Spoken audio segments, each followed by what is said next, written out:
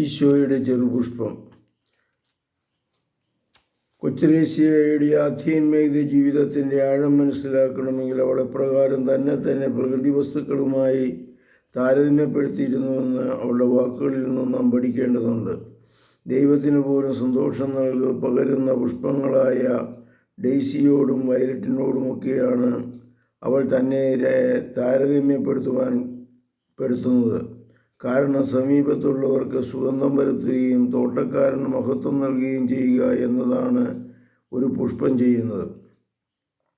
ഈശോയാൽ പിഴുതെറിയപ്പെട്ട ചെറുപുഷ്പം എന്നാണ് വിശുദ്ധ കൊച്ചുത്രേസ്യ തന്നെക്കുറിച്ച് തന്നെ പറയുന്നത്. കർമ്മലമഠത്തിൽ ചേരാനുള്ള അനുവാദത്തിനായി അമ്മാച്ചനെ സമീപിച്ചപ്പോൾ അദ്ദേഹം പറഞ്ഞ വാക്കുകൾ അവളുടെ മനസ്സിൽ ആഴമായി പതിഞ്ഞിരുന്നു.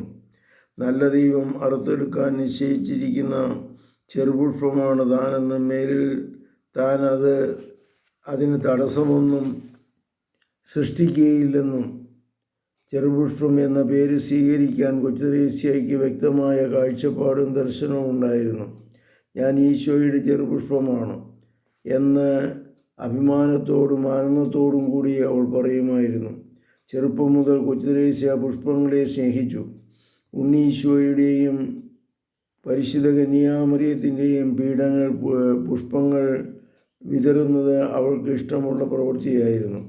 അവളുടെ ചേച്ചി പൗളിന് സമർപ്പിച്ച ആത്മകഥയ്ക്ക് കൊച്ചുത്രേസ്യ തന്നെ നൽകിയ പേര് ഒരു കൊച്ചു വെള്ളപ്പൂവിൻ്റെ വസന്ത ചരിത്രമെന്നാണ്. പരിശുദ്ധ പരമദിവ്യകാരുണ്യത്തിന് നേരവും ആരാധനയും സ്തുതിയും പുകഴ്ചയും ഉണ്ടായിരിക്കട്ടെ. ഈശോ മിശിഹായ്ക്കും സ്തുതിയായിരിക്കട്ടെ.